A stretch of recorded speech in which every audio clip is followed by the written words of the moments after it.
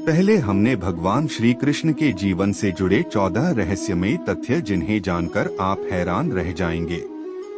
पहला रहस्यमयी तथ्य, किस रंग के थे श्री कृष्ण? जनश्रुति अनुसार कुछ लोग श्री कृष्ण की त्वचा का रंग काला और ज्यादातर लोग श्याम रंग का मानते हैं। श्याम रंग अर्थात कुछ कुछ काला और कुछ कुछ नीला, मतलब काले जैसा नीला। जैसा सूर्यास्त के बाद जब दिन अस्त होने वाला रहता है तो आसमान का रंग काले जैसा नीला हो जाता है। जनश्रुति अनुसार उनका रंग न तो काला और न ही नीला था। यह भी कि उनका रंग काला मिश्रित नीला भी नहीं था। उनकी त्वचा का रंग श्याम रंग भी नहीं था। दरअसल उनकी त्वचा का रंग मेघ श्यामल था, अर्थात काला, नीला और सफेद मिश्रित रंग। दूसरा रहस्यमय तथ्य, श्री कृष्ण की गंध। प्रचलित जनश्रुति अनुसार माना जाता है कि उनके शरीर से मादक गंध निकलती रहती थी। इस गंध को वे अपने गुप्त अभियानों में छुपाने का उपक्रम करते थे। यही खूबी द्रौपदी में भी थी। द्रौपदी के शरीर से भी सुगंध निकलती रहती थी जो लोगों को आकर्षित करती थी। सभी इस सुगंध की दिशा में देखने लगते थे। इसीलिए अज्ञातवास के समय द्रौपदी को चंदन, उपटन और इत्रादि का कार्य किया, जिसके चलते उनको सैरंध्री कहा जाने लगा था। माना जाता है कि श्री कृष्ण के शरीर से निकलने वाली गंधी गोपिका चंदन और कुछ कुछ रातरानी की सुगंध से मिलती जुलती थी। तीसरा रहस्यमय तथ्य, श्री कृष्ण के शरीर का गुण। कहते हैं कि भगवान श्री कृष्ण की देह कोमल अर्थात लड़कियों के समान मृदु थी, लेकिन युद्ध के समय उनकी देह विस्तृत और कठोर हो जाती थी। जनश्रुति अनुसार ऐसा माना जाता है कि ऐसा इसलिए हो जाता था क्योंकि वे योग और कलारिपट्टू विद्या में पारंगत थे। इसका मतलब यह कि श्री कृष्ण अपनी देह को किसी भी प्रकार का बनाना जानते थे। इसीलिए स्त्रियों के समान दिखने वाला उनका कोमल शरीर युद्ध के समय अत्यंत ही कठोर दिखाई देने लगता था। यही गुण कर्ण और द्रौपदी के शरीर में भी था। चौथा रहस्यमय तथ्य, सदा जवान बने रहे श्री कृष्ण। भगवान कृष्ण का जन्म मथुरा में हुआ था। उनका बचपन गोकुल, वृंदावन, नंदगांव, बरसाना आदि जगहों पर बीता। द्वारिका को उन्होंने अपना निवास स्थान बनाया और सोमनाथ के पास स्थित प्रभास क्षेत्र में उन्होंने देह छोड़ दी। दरअसल भगवान कृष्ण इसी प्रभाव क्षेत्र में अपने कुल का नाश देखकर बहुत व्यथित हो गए थे। वे तभी से वहीं रहने लगे थे। एक दिन वे एक वृक्ष के नीचे विश्राम कर रहे थे, तभी किसी बहेलिये ने उनको हिरण समझकर तीर मार दिया। यह तीर उनके पैरों में जाकर लगा और तभी उन्होंने देह त्यागने का निर्णय ले लिया। एक दिन वे इसी प्रभाव क्षेत्र के वन में एक पीपल के वृक्ष के नीचे योग निद्रा में लेटे थे। तभी जरा नामक एक बहेलिये ने भूलवश उन्हें हिरण समझकर विषयुक्त बाण चला दिया, जो उनके पैर के तलुवे में जाकर लगा और भगवान श्री कृष्ण ने इसी को बहाना बनाकर देह त्याग दी। जनश्रुति अनुसार भगवान श्री कृष्ण ने जब देह त्याग किया तब उनकी देह के केश न तो श्वेत थे और न ही उनके शरीर पर किसी प्रकार से झुर्रियां पड़ी थी, अर्थात वे 119 वर्ष की उम्र में भी युवा जैसे ही थे। पांचवा रहस्यमय तथ्य, कृष्ण की द्वारिका। भगवान कृष्ण ने गुजरात के समुद्री तट पर अपने पूर्वजों की भूमि पर एक भव्य नगर का निर्माण किया था। कुछ विद्वान कहते हैं कि उन्होंने पहले से उजाड़ पड़ी कुशस्थली को फिर से निर्मित करवाया था। माना जाता है कि भगवान श्री कृष्ण अंतिम वर्षों को छोड़कर कभी भी द्वारिका में 6 महीने से ज्यादा नहीं रहे। कृष्ण की द्वारिका को किसने किया था नष्ट? जो भी हो, श्री कृष्ण की इस नगरी को विश्वकर्मा और मैदानव ने मिलकर बनाया था। विश्वकर्मा देवताओं के और मैदानव असुरों के इंजीनियर थे। दोनों ही राम के काल में भी थे। इतिहासकार मानते हैं कि द्वारिका जल में डूबने से पहले नष्ट की गई थी। किसने नष्ट किया होगा द्वारिका को? यह सवाल अभी भी बना हुआ है। हालांकि समुद्र के भीतर द्वारिका के अवशेष ढूंढ लिए गए हैं। वहां उस समय के जो बर्तन मिले हैं वो 1528 ईसा पूर्व से 3000 ईसा पूर्व के बताए जाते हैं। छठा रहस्यमय तथ्य, ईसा मसीह श्री कृष्ण और बुद्ध का प्रभाव। हालांकि यह अभी भी शोध का विषय है, फिर भी अब तक जितने भी लोगों ने इस पर शोध किया उनका कहना यही है कि ईसा मसीह ने भारत का भ्रमण किया था और वे कश्मीर से लेकर जगन्नाथ मंदिर तक गए थे। ईसा मसीह थे भगवान कृष्ण के भक्त। उन्होंने कश्मीर के एक बौद्ध मठ में रहकर ध्यान साधना की थी। यहीं पर उनकी समाधि भी है। शोधकर्ता मानते हैं कि श्री कृष्ण का ईसा मसीह के जीवन पर बहुत प्रभाव पड़ा। उनके जन्म की कथा भी श्री कृष्ण के जन्म की कथा से कुछ मिलती जुलती है। ईस जेकोलियत ने 1869 में अपनी एक पुस्तक द बाइबल इन इंडिया में लिखा है कि जीसस क्रिस्ट और भगवान श्री कृष्ण एक थे। लुईस जेकोलियत फ्रांस के एक साहित्यकार और वकील थे। इन्होंने अपनी पुस्तक में कृष्ण और क्राइस्ट पर एक तुलनात्मक अध्ययन प्रस्तुत किया है। जीसस शब्द के विषय में लुईस ने कहा है कि क्राइस्ट को जीसस नाम भी उनके अनुयायियों ने दिया है। इसका संस्कृत में अर्थ होता है मूल तत्व। सातवां रहस्यमय तथ्य, मार्शल आर्ट के जन्मदाता थे श्री कृष्ण। भारतीय परंपरा और जनश्रुति अनुसार भगवान श्री कृष्ण ने ही मार्शल आर्ट का आविष्कार किया था। दरअसल पहले इसे कालारिपयट्टू कलरीपायट्टू कहा जाता था। इस विद्या के माध्यम से ही उन्होंने चाणूर और मुष्टिक जैसे मल्लों का वध किया था। तब उनकी उम्र 16 वर्ष की थी। मथुरा में दुष्ट रजक के सिर को हथेली के प्रहार से काट दिया था। जनश्रुतियों के अनुसार श्री कृष्ण ने मार्शल आर्ट का विकास ब्रज क्षेत्र के वनों में किया था। डांडिया रास उसी का एक नृत्य रूप है। कालारिपयट्टू विद्या के प्रथम आचार्य श्री कृष्ण को ही माना जाता है। हालांकि इसके बाद इस विद्या को अगस्त्य मुनि ने प्रचारित किया था। इस विद्या के कारण ही नारायणी सेना भारत की सबसे भयंकर प्रहारक सेना बन गई थी। श्री कृष्ण ने ही कलारिपयट्टू की नींव रखी, जो बाद में बोधिधर्मन से होते हुए आधुनिक मार्शल आर्ट में विकसित हुई। बोधिधर्मन के कारण ही यह विद्या चीन, जापान आदि बौद्ध राष्ट्रों में खूब फली फूली। आज भी यह विद्या केरल और कर्नाटक में प्रचलित है। श्री कृष्ण ने इस विद्या को अपनी नारायणी सेना को सीखा रखा था। डांडिया रास इसी का एक रूप है। मार्शल आर्ट के कारण उस काल में नारायणी सेना को भारत की सबसे भयंकर प्रहारक माना जाता था। आठवां रहस्यमय तथ्य, परशुराम जी ने दिया था सुदर्शन चक्र। श्री कृष्ण के पास यूं तो कई प्रकार के दिव्यास्त्र थे, लेकिन सुदर्शन चक्र मिलने के बाद सभी और उनकी साख बढ़ गई थी। शिवाजी सावंत की किताब युगांधर अनुसार श्री कृष्ण को भगवान परशुराम ने सुदर्शन चक्र प्रदान किया था, तो दूसरी ओर वे पाशुपतास्त्र चलाना भी जानते थे। पाशुपतास्त्र शिव के बाद श्री कृष्ण और अर्जुन के पास ही था। इसके अलावा उनके पास प्रस्वपास्त्र भी था, जो शिव व सुगण भीष्म के पास ही था। नौवां रहस्यमय तथ्य, शिव और कृष्ण का जीवाणु युद्ध। प्रचलित मान्यता अनुसार कृष्ण ने असम में बाणासुर और भगवान शिव से युद्ध के समय माहेश्वर ज्वर के विरुद्ध वैष्णव ज्वर का प्रयोग कर विश्व का प्रथम जीवाणु युद्ध लड़ा था। हालांकि यह शोध का विषय हो सकता है। युद्ध का कारण कृष्ण से प्रद्युम्न का और प्रद्युम्न से अनिरुद्ध का जन्म हुआ। प्रद्युम्न के पुत्र तथा कृष्ण के पौत्र अनिरुद्ध की पत्नी के रूप में उषा की ख्याति है। अनिरुद्ध की पत्नी उषा शोणितपुर के राजा बाणासुर की कन्या थी। अनिरुद्ध और उषा आपस में प्रेम करते थे। उषा ने अनिरुद्ध का हरण कर लिया था। बाणासुर को अनिरुद्ध उषा का प्रेम पसंद नहीं था। उसने अनिरुद्ध को बंधक बना लिया था। बाणासुर को शिव का वरदान प्राप्त था। भगवान शिव को इसके कारण श्री कृष्ण से युद्ध करना पड़ा था।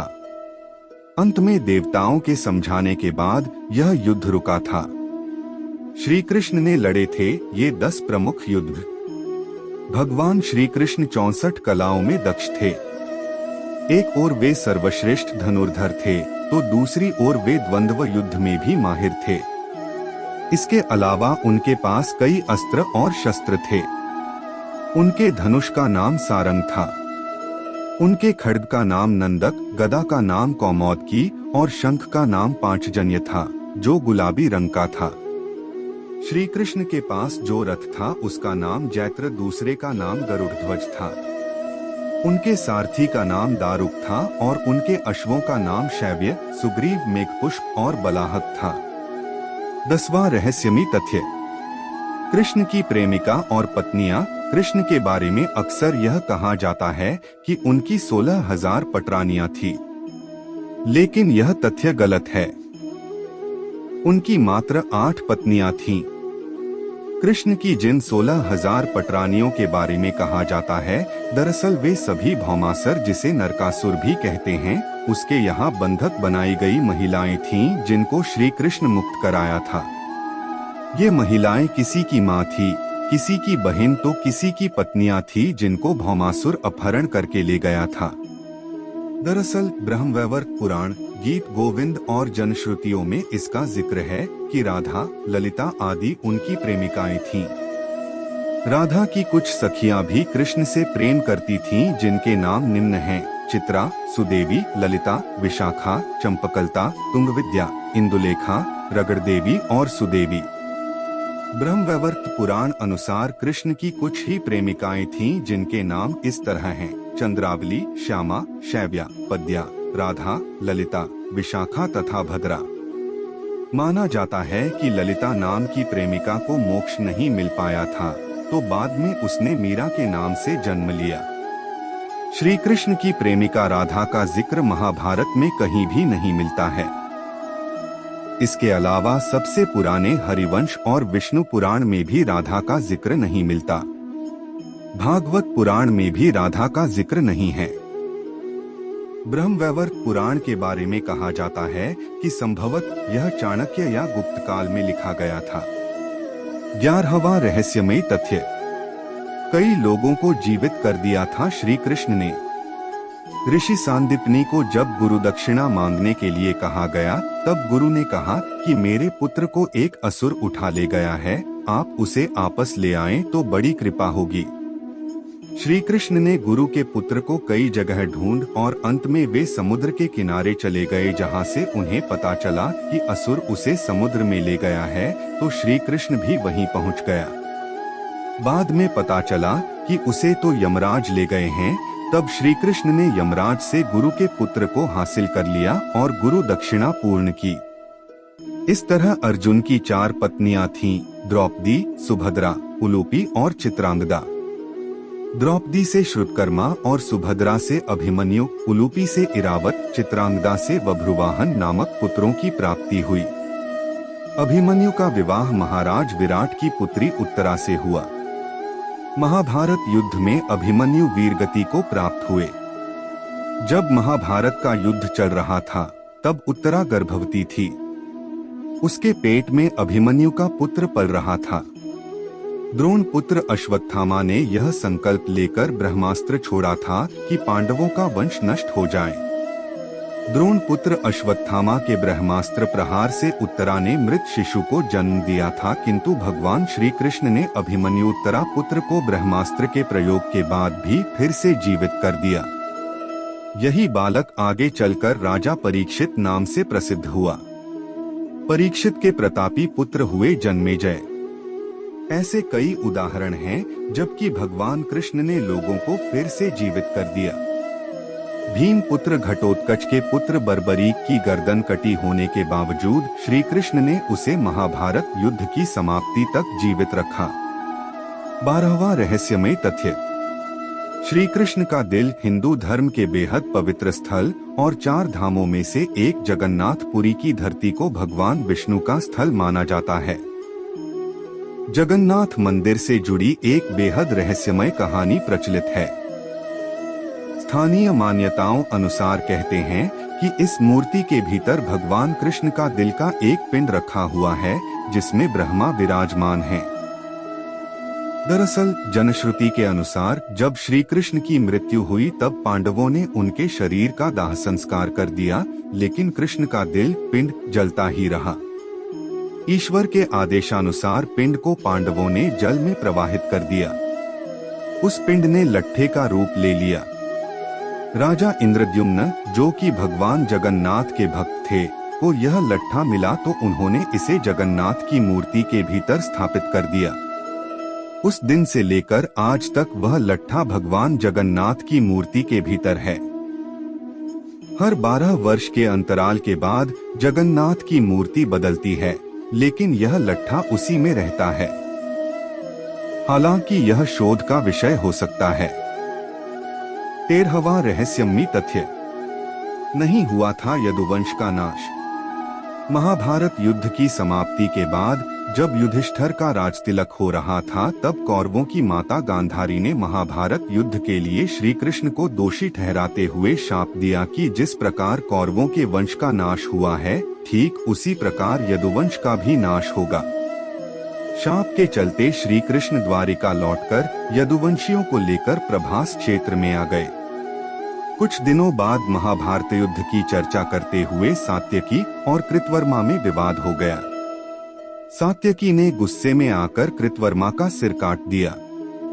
इससे उनमें आपसी युद्ध भड़क उठा और वे समूहों में विभाजित होकर एक दूसरे का संहार करने लगे।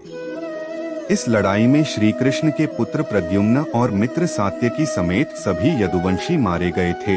केवल बब्रू और दारुक ही बचे रह गए थे।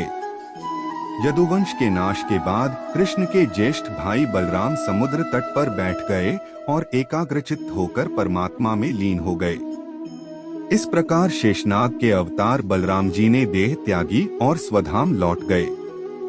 बलराम जी के देह त्यागने के बाद जब एक दिन श्री कृष्ण पीपल के नीचे ध्यान की मुद्रा में लेटे थे, तब उस क्षेत्र में एक जरा नाम का बहेलिया आया हुआ था। जरा एक शिकारी था और वह हिरण का शिकार करना चाहता था। जरा को दूर से हिरण के मुख के समान श्री कृष्ण का तलवा दिखाई दिया। बहेलिये ने बिना कोई विचार किए वहीं से एक तीर छोड़ दिया, जो कि श्री कृष्ण के तलवे में जाकर लगा। जब वह पास गया तो उसने देखा कि श्री कृष्ण के पैरों में उसने तीर मार दिया है। इसके बाद उसे बहुत पश्चाताप हुआ और वह क्षमा याचना करने लगा। तब श्री कृष्ण ने बहेलिये से कहा कि जरा तू डर मत, तूने मेरे मन का काम किया है। अब तू मेरी आज्ञा से स्वर्गलोक प्राप्त करेगा। बहेलिये के जाने के बाद वहां श्री कृष्ण का सारथी दारुक पहुंच गया। दारुक को देखकर श्री कृष्ण ने कहा कि वह द्वारिका जाकर सभी को यह बताए कि पूरा यदुवंश नष्ट हो चुका है और बलराम के साथ कृष्ण भी स्वधाम लौट चुके हैं। अत सभी लोग द्वारिका छोड़ दो, क्योंकि यह नगरी अब जलमग्न होने वाली है। मेरी माता, पिता और सभी प्रियजन इंद्रप्रस्थ को चले जाएं। यह संदेश लेकर दारुक वहां से चला गया। इसके बाद उस क्षेत्र में सभी देवता और स्वर्ग की अप्सराएं, यक्ष, किन्नर, गंधर्व आदि आए और उन्होंने श्री कृष्ण की आराधना की। आराधना के बाद श्री कृष्ण ने अपने नेत्र बंद कर लिए और वे सशरीर ही अपने धाम को लौट गए। श्रीमद् भागवत के अनुसार जब श्री कृष्ण और बलराम के स्वधाम गमन की सूचना इनके प्रियजनों तक पहुंची तो उन्होंने भी इस दुख से प्राण त्याग दिए। देवकी, रोहिणी, वसुदेव, बलराम जी की पत्नियां, श्री कृष्ण की पटरानियां आदि सभी ने शरीर त्याग दिए। इसके बाद अर्जुन ने यदुवंश के निमित्त पिंडदान और श्राद्ध आदि संस्कार किए। यदुवंश के बचे हुए लोग महाभारत और पुराणों अनुसार इन संस्कारों के बाद यदुवंश के बचे हुए लोगों को लेकर अर्जुन इंद्रप्रस्थ लौट आए। इसके बाद श्री कृष्ण के निवास स्थान को छोड़कर शेष द्वारिका समुद्र में डूब गई। यदि यदुवंश के लोग बच गए थे तो क्या उनका वंश नष्ट नहीं हुआ था? श्री कृष्ण के स्वधाम लौटने की सूचना पाकर सभी पांडवों ने भी हिमालय की ओर यात्रा प्रारंभ कर दी थी। इसी यात्रा में ही एक एक करके पांडव भी शरीर का त्याग करते गए। अंत में युधिष्ठिर सशरीर स्वर्ग पहुँचे थे। 14वां रहस्यमय तथ्य। वानर राज बाली ही था जरा बहेलिया। पौराणिक मान्यताओं अनुसार प्रभु ने त्रेता में राम के रूप में अवतार लेकर बाली को छुपकर तीर मारा था। कृष्णावतार के समय भगवान ने उसी बाली को जरा नामक बहेलिया बनाया और अपने लिए वैसी ही मृत्यु चुनी जैसी बाली को दी थी।